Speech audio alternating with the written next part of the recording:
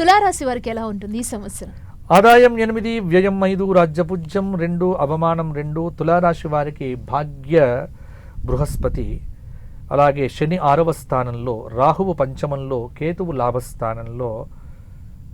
మరల వృషభం తర్వాత చెప్పుకునే రాశి తులారాశి వారికి ఈ సంవత్సరం తిరుగులేదు. అమ్మయ్యా అనుకోవచ్చు వీళ్ళు.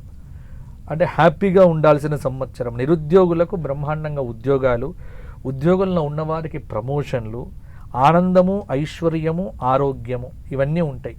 కానీ నరఘోష ఉంటుంది, శత్రుపీడ ఉంటుంది, ఎప్పుడు ఒక ప్రభావం, ఎప్పుడు మిమ్మల్ని అబ్జర్వ్ చేసేటువంటి వాళ్ళు చాలామంది ఉంటారు. కొంత అనారోగ్య సూచన, కలవరపాట్లకు గురి చేస్తాయి.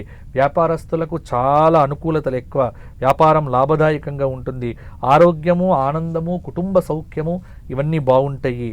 అప్పుడప్పుడు కొన్ని ఆటంకాలు వచ్చినప్పటికీ కూడా ప్రతి పనిలో వీరిది 90% విజయాలు వీళ్ళకుంటాయి.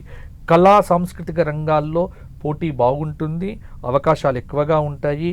తులారాశి విద్యార్థులకు ఈ సంవత్సరం అనుకూలంగా ఉంటుంది. దాదాపుగా వీరికి మంచి ఫలితాలే అధికంగా కలుగుతాయి.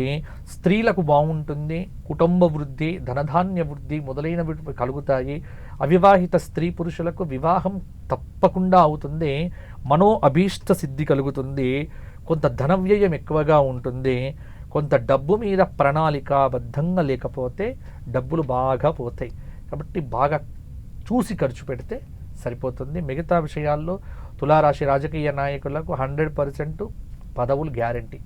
ఓకే, వాడి మంత్రివర్గంలో ఎవరైనా ఎదురు చూస్తూ ఉంటే తులారాశి వారు ఉంటే చూడొచ్చు, అవకాశాలు వెతుక్కోవచ్చు. తులారాశి వారు ఈ సంవత్సరం హ్యాపీగా ఉండండి. అంటే గత 2-3 ఏళ్ళుగా అయ్యో అని మొహాలు ఎలాగో పెట్టుకున్నారు. ఈ సంవత్సరం నుంచి చిరునవ్వులు చిందిస్తూ ఉండవచ్చు. తులారాశి వారు బాగుంది. చక్కగా దైవారాధన చేయండి. దత్తాత్రేయ స్తోత్రపారాయణం, దత్తక్షేత్ర దర్శనము, శివాలయ దర్శనము, నరసింహస్వామి క్షేత్రములను అప్పుడప్పుడు దర్శిస్తూ ఉండండి, సరిపోతుంది.